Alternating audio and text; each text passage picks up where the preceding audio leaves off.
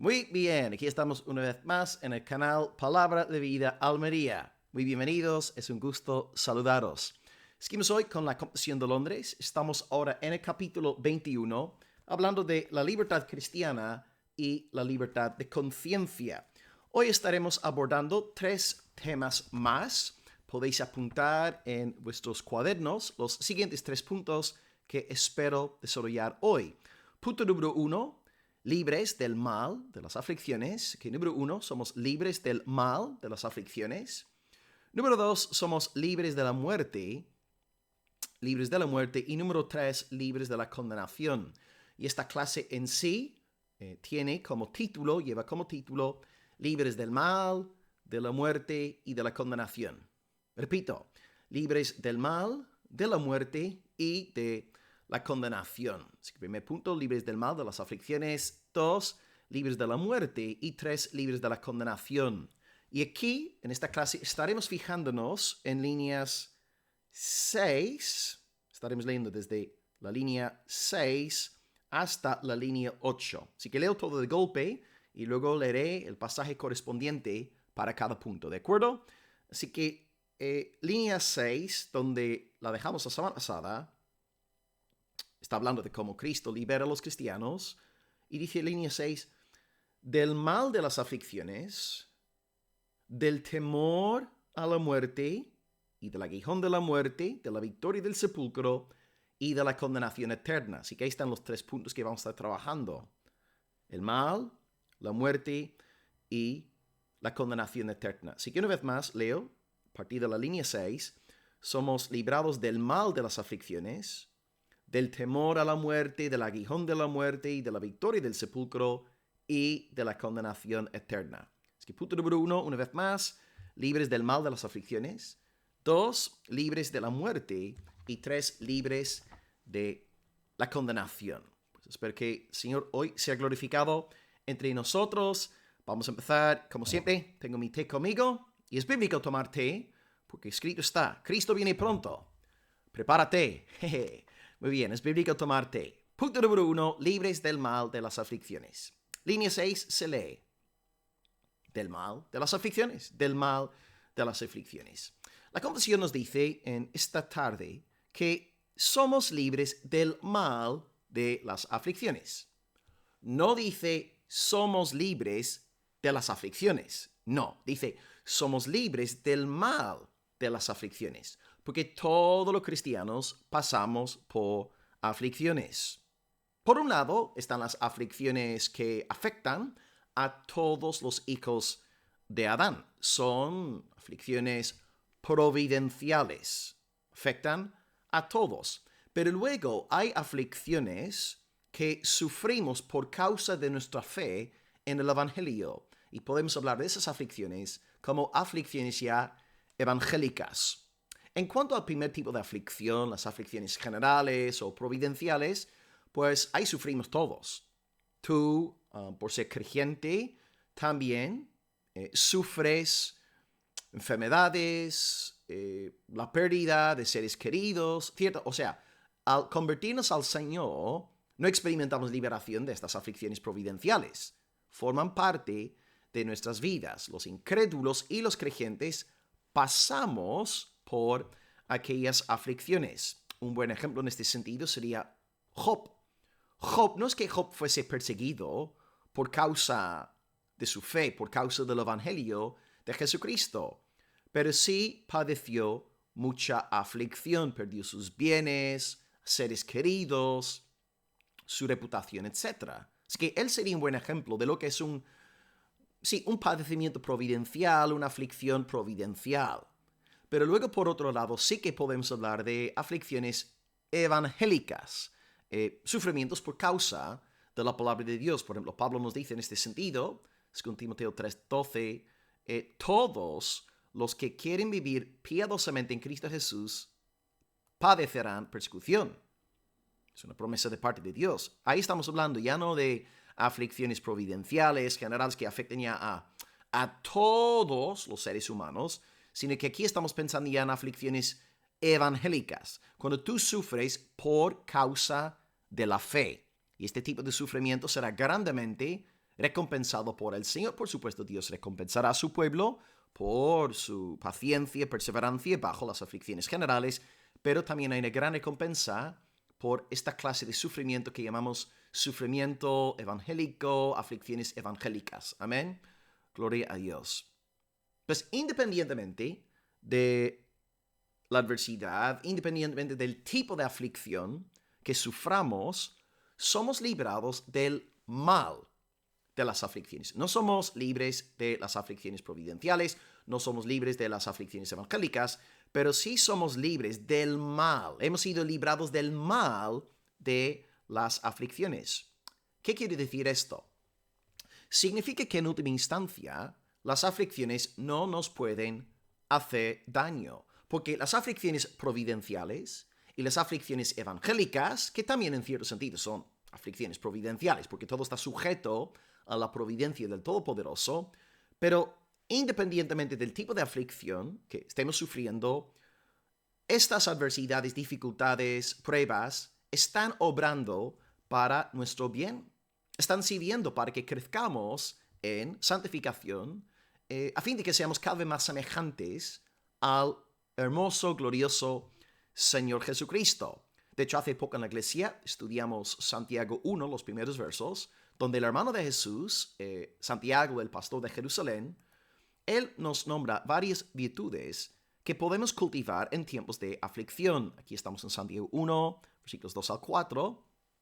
Hermanos míos, tened por sumo gozo cuando os halléis en diversas pruebas, sabiendo que la prueba de vuestra fe produce paciencia, mas tenga la paciencia su obra completa, para que seáis perfectos y cabales, sin que os falte cosa alguna. Así que podemos aquí encontrar tres virtudes espirituales que, sí, en efecto, se cultivan en tiempos de aflicción. 1, gozo.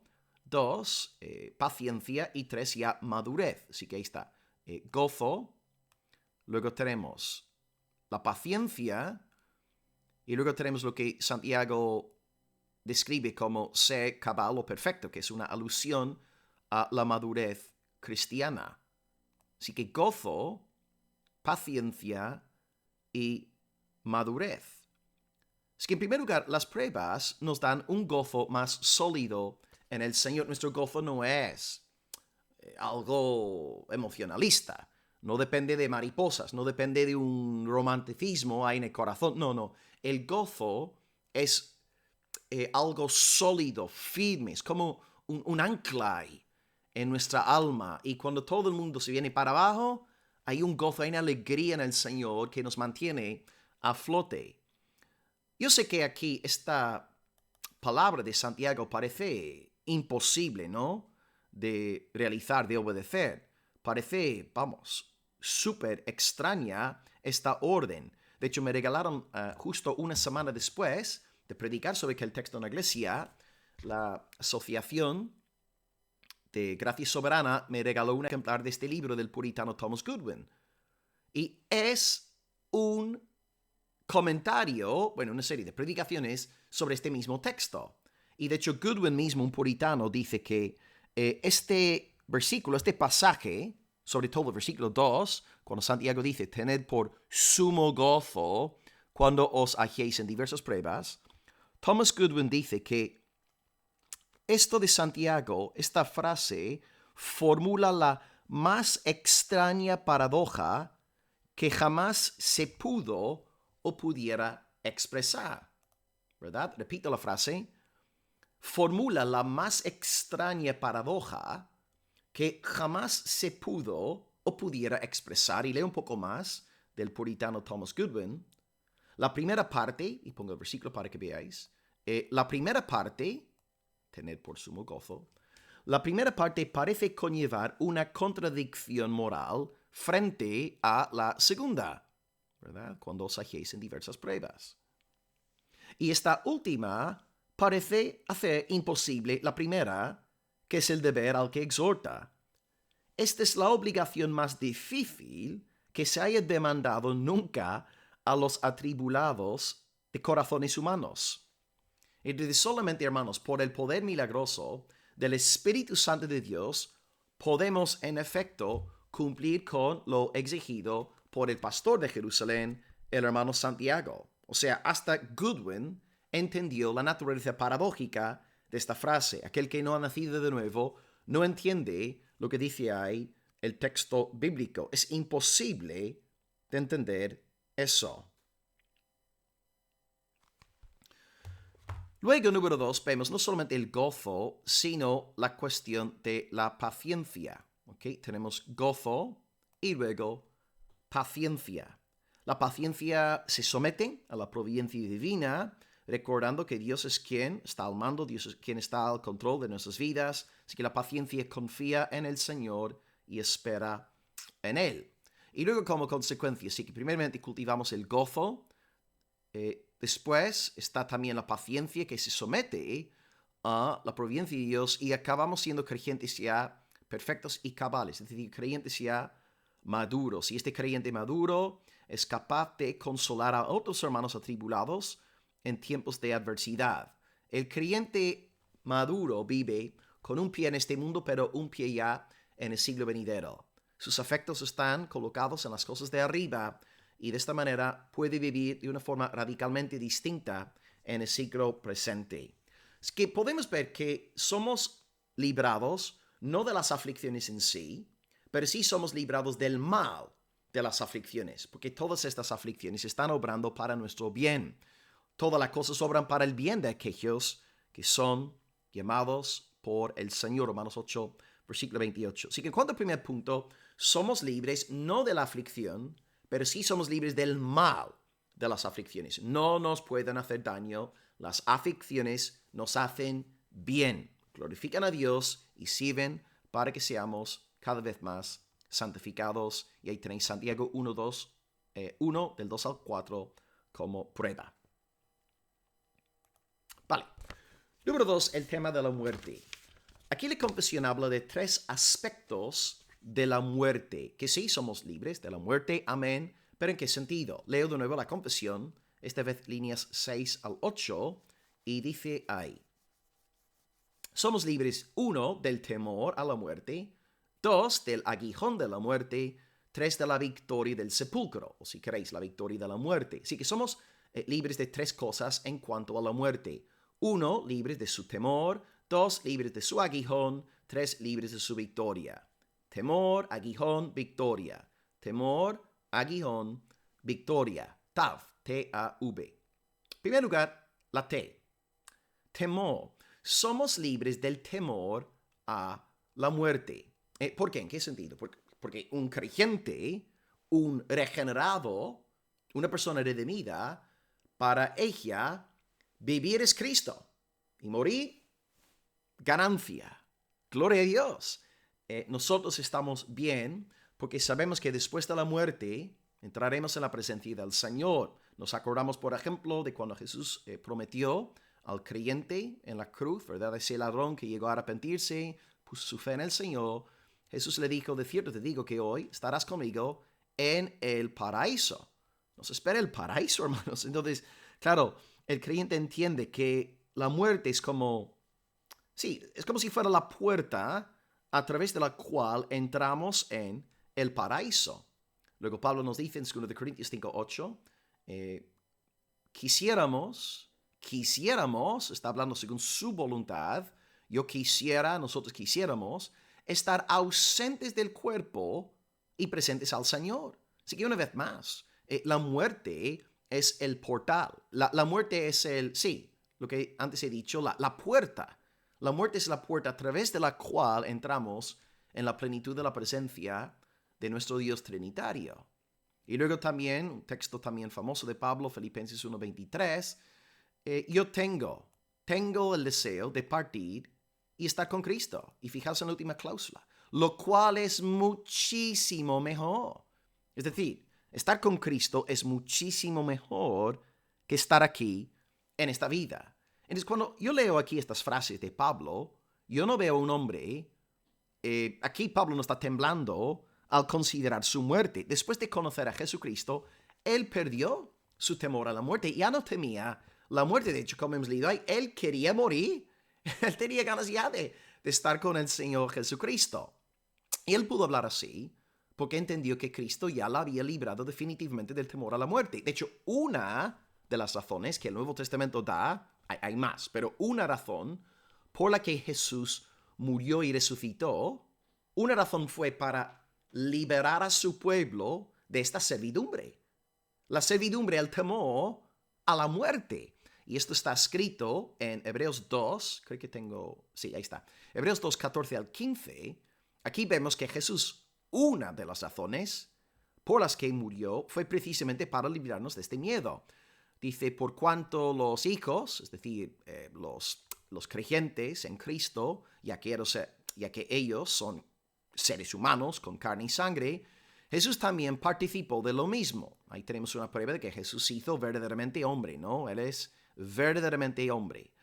¿Por qué? Para él destruir por medio de la muerte al que tenía el imperio de la muerte, esto es al diablo, y librar a todos los que por el temor de la muerte estaban durante toda la vida sujetos a servidumbre. Y es una confesión entre muchos círculos cristianos, ¿verdad? Que cuando uno ya conoce a Jesús y conoce el Evangelio, de repente desaparece este miedo asfixiante a la muerte. Antes de conocer a Jesús, tenías este temor, este miedo. Y algunos llegan a vivir paralizados por la muerte. Pero en Jesucristo, Él, aleluya, ha quitado esta servidumbre, este miedo.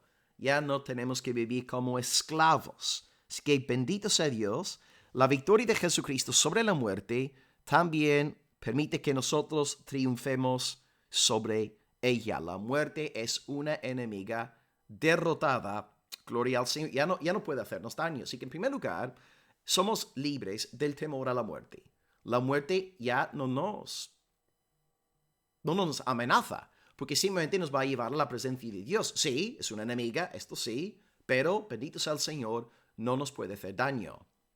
En primer lugar la T, ahora la A. El aguijón de la muerte. La confesión dice que somos libres del temor a la muerte. Ahora también somos libres del aguijón, el aguijón de la muerte. ¿Qué es el aguijón de la muerte? Tenemos la respuesta en la carta apostólica de 1 de Corintios. La palabra de Dios nos dice, ahí está. El aguijón de la muerte es el pecado. Y el poder del pecado, la ley. Así que el cristiano experimenta liberación de este aguijón, el aguijón del pecado. ¿Por qué? Porque está legalmente muerto a la ley. La ley no nos puede condenar. La ley ya condenó a Jesucristo en nuestro lugar. Jesucristo pagó nuestro precio. Jesucristo sirvió esa cadena perpetua en nuestro lugar. Y Dios es justo. Dios no va a pedir dos pagos por los mismos pecados. Entonces, gracias al Señor Jesucristo, gracias a su muerte expiatoria, gracias a su muerte también propiciatoria, nosotros no podemos ser condenados. El pecado no puede ya hacer nada con nosotros. Porque claro, cuando tú tienes temor a la muerte, ¿verdad? El temor a la muerte y el aguijón siempre van juntos. ¿Por qué tienes miedo a la hora de pensar en la muerte? Por tus pecados. Porque eres pecador. Y piensas, oh no, soy pecador. Y tu mente empieza a recordarte todas las cosas que has hecho a lo largo de tu vida. Piensas en cómo has roto la ley del Señor, y en aquellos momentos es verdad que nuestra alma llega a asfixiarse. Y esta sensación de culpabilidad produce un gran temor en todos nosotros. Pero la buena noticia del Santo Evangelio es que todos nuestros pecados fueron puestos sobre los hombros, la espalda del Señor Jesucristo. Nuestro pecado le fue imputado a Jesús. Entonces esto significa que no podemos ser condenados. De ahí la necesidad de predicarnos el Evangelio todos los días, porque nos cuesta creer eso. El pecado, ¿verdad?, sigue acompañándonos, pero tenemos que acordarnos que este pecado ya no es nuestro. Es como si Dios no lo viese. Dios ha puesto nuestro pecado sobre su Hijo. Entonces el creyente que vive según la fe, creyendo realmente que su pecado fue imputado a Jesús, pues este creyente no vive, ¿verdad?, preocupado por el aguijón de la muerte, esto es el pecado. Sabe que sus pecados han sido sepultados una vez y para siempre. Así que somos libres, uno, del temor a la muerte. Dos, somos libres del aguijón de la muerte. Y número tres, somos libres de la V, la victoria. T-A-V, T, temor, A, aguijón, V, victoria. Somos libres también de la victoria de la muerte, o lo que la Confesión explica aquí diciendo la victoria del sepulcro. La victoria del sepulcro. Bueno, ¿en qué sentido es el cristiano liberado de la victoria del sepulcro? Pues en el sentido de que nuestra fe es una fe en la resurrección. Nuestra fe es una fe en la resurrección y hay dos tipos de resurrección corporal. El primer tipo de resurrección corporal es el de Jesucristo. Él es las primicias. Él es el primogénito de los muertos. Él resucitó. Nuestra cabeza resucitó. Y si la cabeza resucita, su cuerpo también, sus miembros también resucitarán. Así que número uno, creemos en la resurrección de Jesús. Y número dos, creemos en la resurrección general de los muertos. Todos seremos resucitados en el día final por el mismo poder que operó en Jesús en el día de su resurrección. Y esta enseñanza también sale en el capítulo que acabamos de leer, 1 Corintios 15, pero un poco antes. Y ahí Pablo nos dice, así como en Adán todos mueren, también en Cristo todos serán vivificados, pero cada uno en su debido orden. Cristo las primicias, es decir, es el primogénito de los muertos, el primero en resucitar, luego los que son de Cristo en su venida. Tú y yo seremos corporalmente resucitados, físicamente resucitados en el día de Cristo.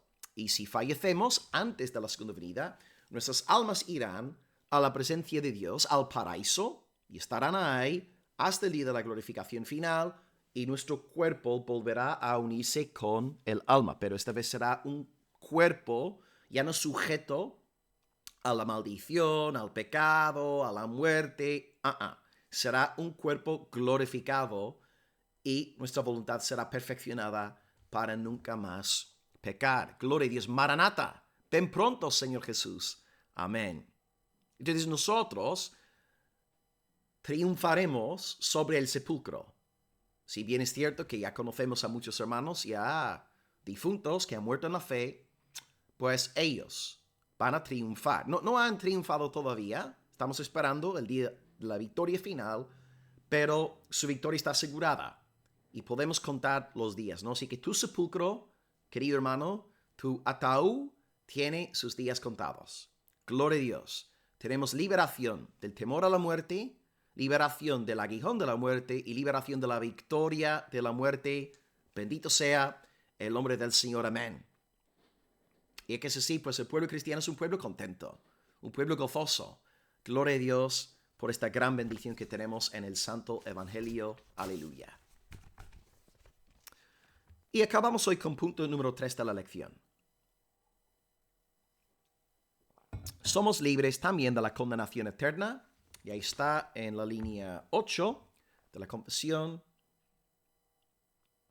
Sí, de la condenación eterna. Así que somos libres del mal de las aflicciones, somos libres de la muerte, en tres sentidos, su temor, su aguijón y su victoria. Y número 3, somos libres también de la condenación eterna. Bueno, vamos aquí a utilizar el texto que la confesión cita para hablar de esta idea. Quiero que os fijéis primeramente en el versículo 10, ¿okay? El 10, que es el texto citado por la confesión.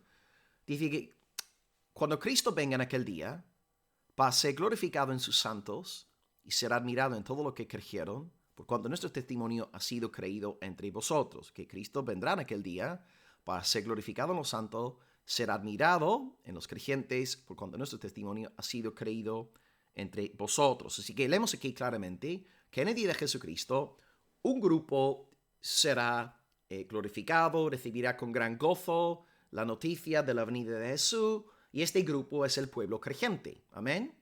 Este pueblo no será condenado. Para este pueblo, la venida de Cristo es un mensaje de gran gozo, de gran alegría, de gran regocijo. Pero fijaos en los dos versículos anteriores, versículos ahora 8 al 9. No todos van a gozarse. No todos van a recibir liberación, ni rescate, ni salvación en el día de Jesús. Versículos 8 al 9. Cristo vendrá en llama de fuego para dar retribución a los que no conocieron a Dios ni obedecieron al Evangelio. Claro, aquí obedecer al Evangelio equivale a creer en el Evangelio. Así que aquellos que no conocen a Dios ni creen en el Evangelio de Cristo, pues estas personas, versículo 9, sufrirán pena de eterna perdición. Serán excluidos de la presencia del Señor y de la gloria de su poder. Entonces, amados, en un solo pasaje, aprendemos que en el día final habrá condenación para algunos y rescate, gozo, salvación para otros. ¿Quiénes son estos dos grupos? Pues grupo número 1, los condenados, son los que no son de Cristo, los no creyentes, los que no creen en el Evangelio. Pero el grupo número 2 habla de aquellos que sí son del Señor Jesucristo y confían en Él. Así que Dios en Cristo nos perdona. Fuera de Cristo Dios no nos perdona, en Cristo nos perdona. En Cristo tenemos un sustituto. En Cristo tenemos propiciación. En Cristo está el favor del cielo. Fuera de Cristo Dios es nuestro enemigo, nuestro adversario. ¿Y por qué los que son de Cristo no serán condenados? Porque tienen fe, son de la fe. Ya que creen que Jesucristo es el Hijo de Dios, no pueden ser condenados. Y esta enseñanza está en todos lados en la Biblia. Os cito algunos textos. Romanos 5:1. Justificados pues por la fe, no la fe esotérica, mística. Yo estoy en contacto con los extraterrestres. Haciendo ruidos raros, sueños, visiones. No. Justificados por la fe cristológica, la fe evangélica. Justificados por la fe en el Señor Jesús, tenemos paz para con Dios por medio del Señor Jesucristo. Nuestra fe no es una fe ambigua, es una fe muy, muy concreta, claramente definida. Saltamos al 8. No hay ninguna condenación para los que están en Cristo Jesús. Así que si tú tienes fe en Cristo, eres justificado, por tanto no puedes ser condenado. Y luego también Romanos 8:34. ¿Quién es el que condenará? Cristo es el que murió. Una vez más, mis pecados, tus pecados fueron puestos sobre la espalda de Jesús. Tú no puedes ser condenado. Cristo es tu sustituto. Más aún, Él también resucitó, está a la diestra de Dios y Él intercede por nosotros. Es que la justificación y la condenación son dos polos opuestos. Ambos pertenecen al ámbito legal. El cristiano no puede ser condenado porque ha sido justificado por la fe. Simplemente diría que no es la fe lo que justifica, sino el objeto. ¿Okay? La fe no nos justifica, sino su objeto. ¿Y quién es el objeto de la fe? Jesucristo. Él es nuestra justificación. Así que la perfecta justicia de Jesús es imputada al creyente. Como antes hemos visto hoy en el programa, por un lado, todo mi pecado fue imputado a Jesucristo. Mi pecado está sobre sus hombros, sobre su espalda, como decía Lutero, pero al mismo tiempo hay otra imputación. Y de ahí la expresión doble imputación, ¿no? El evangelio de la doble imputación. Imputación 1, mi pecado es imputado a Jesús. Imputación 2, su justicia, su mérito me es imputado. Su perfección es imputada. Menuda maravilla, ¿no, hermanos? Eso es increíble. Esto es glorioso lo que estamos aquí anunciando. Es que damos gloria a Dios porque Jesucristo es nuestro fiel mediador, fiel salvador. Él es nuestra justicia y, aleluya, su sangre es más poderosa que cualquier pecado nuestro. Gloria a su nombre. Por tanto, el que es de la fe no puede ser condenado porque está unido a Jesucristo. Jesucristo ya venció el pecado, ya venció la muerte, consiguientemente su cuerpo también triunfará. Es verdad que a veces estamos metidos en aguas turbulentas, amén. Pero nuestra cabeza está por encima del agua. Él es el campeón, Él es Jesucristo. Él está por encima del agua, Él ya venció, Él sigue respirando, Él no se ahogará y Él sigue enviando oxígeno, vida a todos los miembros, a todos los órganos vitales de su cuerpo. Así que gracias a nuestra cabeza, Jesucristo, no nos ahogaremos. Todo saldrá bien porque estamos con el Señor Jesús. Así que, hermanos, no hay más condenación para nosotros y con esta verdad podemos acabar los 11 puntos negativos que hemos estudiado en este primer párrafo del capítulo 21. En la próxima sesión estaremos viendo 2 bendiciones positivas que recibimos de parte de Jesucristo. Pero en estas semanas, las últimas 3 semanas, hemos estudiado esta lista de 11 puntos negativos, cosas de los cuales Jesús nos ha librado. ¿Okay? Jesús nos ha librado de estas 11 cosas y a la semana que viene veremos las cosas para las cuales Jesús nos ha librado, ¿de acuerdo? Así que ahí tenéis la lista de las 11 cosas. Así que número 1, demos gracias a Jesucristo porque nos ha librado de la culpa del pecado. 2, gracias a Jesucristo porque ahora somos libres de la ira condenatoria de Dios. 3, gracias a Jesucristo somos libres de la maldición de la ley. 4, gracias a Jesucristo somos libres del mundo. 5, somos libres de Satanás. 6, somos libres del dominio del pecado, ya que el Espíritu de Cristo mora en nosotros. Y como hemos visto hoy, somos libres 7 del mal de las aflicciones. 8, somos libres del temor a la muerte. 9, somos libres del aguijón de la muerte, el pecado. 10, somos libres de la victoria de la muerte o la victoria del sepulcro en palabras de la confesión. Y número 11, bendito sea Dios, somos libres de la condenación eterna. Así que, gloria a Dios, gloria a Dios, gloria a Dios, gloria a Dios, gloria a Dios, gloria a Dios, gloria a Dios, gloria a Dios, gloria a Dios, gloria a Dios, gloria a Dios. Gloria a Dios, hermanos. Somos libres, bendito sea el Señor. Y la semana que viene, si Él quiere, veremos 2 cosas para las cuales también nos ha librado. Así que espero que todo haya sido de bendición, espero que hayáis disfrutado de estas últimas 3 semanas. Y ahí está de nuevo el libro, si queréis echarle un vistazo, compradlo. Thomas Goodwin, La paciencia y su obra completa. Me hubiera encantado conseguir un ejemplar antes de predicaros sobre Santiago 1, pero bueno, creemos en la providencia del Señor y todo llega al momento correcto. Bendiciones, abrazos, hasta luego. Solideo Gloria.